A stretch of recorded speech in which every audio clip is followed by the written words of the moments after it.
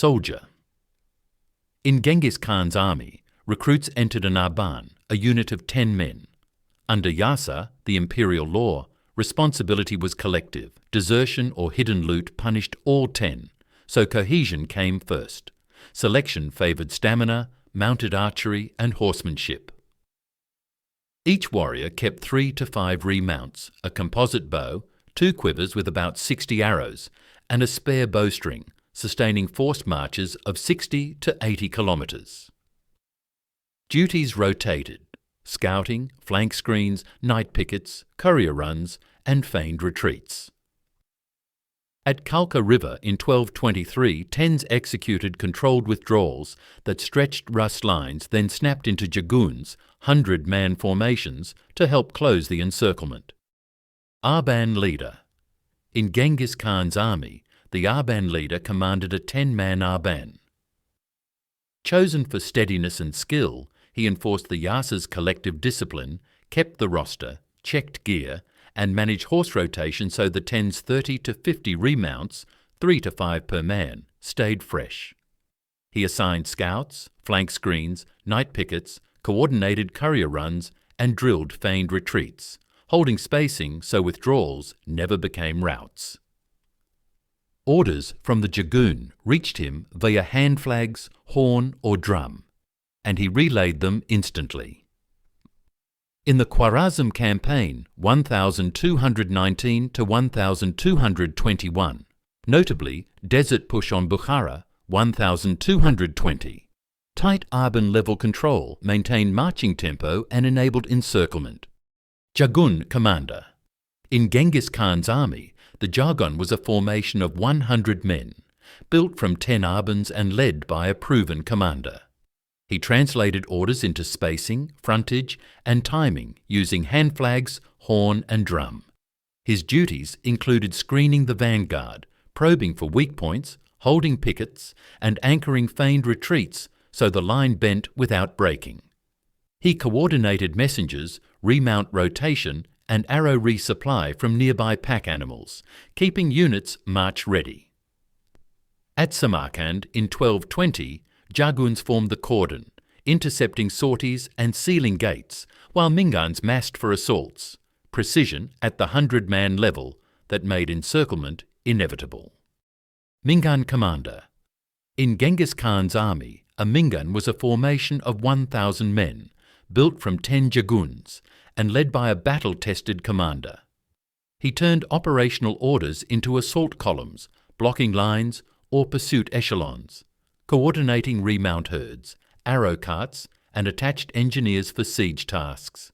Signals, flags, horn, drum, set frontage, pace, and pivot points. He managed baggage security, rotated horses to keep the 1,000 march ready, and plugged gaps when feigned retreats snapped into counterblows. At Samarkand in 1220, Mingans formed the assault and containment ring. 1,000 sealed gates, intercepted sorties, and fed ladders and sappers to designated breaches, turning localized pressure into citywide collapse. Tuman commander. In Genghis Khan's army, a Tuman was a formation of 10,000 men, built from 10 Mingans and led by a senior commander. A Tuman operated as a self-contained field army, vanguard screens, assault echelons, reserves, and a mobile baggage remount arrow train. The commander integrated engineers for siege work, parcelled off detachments for raids, and coordinated pace by flags, horn, and drum. He aligned frontage with neighbouring Tumans and the left and right wings, then drove pursuit when feigned retreats snapped shut. At Zhongdu in 1215, Tumans maintained outer cordons, rotated assault lines, and fed sappers to breaches while guarding supply corridors. Organisational mass turned pressure into collapse. Left-wing commander. In Genghis Khan's army, a wing was an operational command controlling multiple Tumans.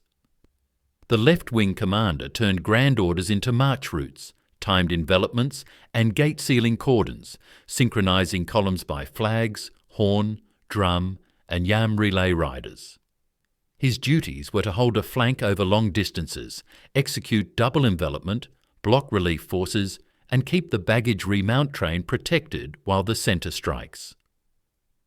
In the Samarkand campaign in 1220, wing-level columns approached from separate axes, closing roads and river crossings, intercepting sorties while central assault lines surged, operational pressure that made the city's collapse inevitable.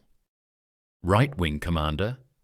In Genghis Khan's army, the right wing functioned as an operational command over multiple Tumans.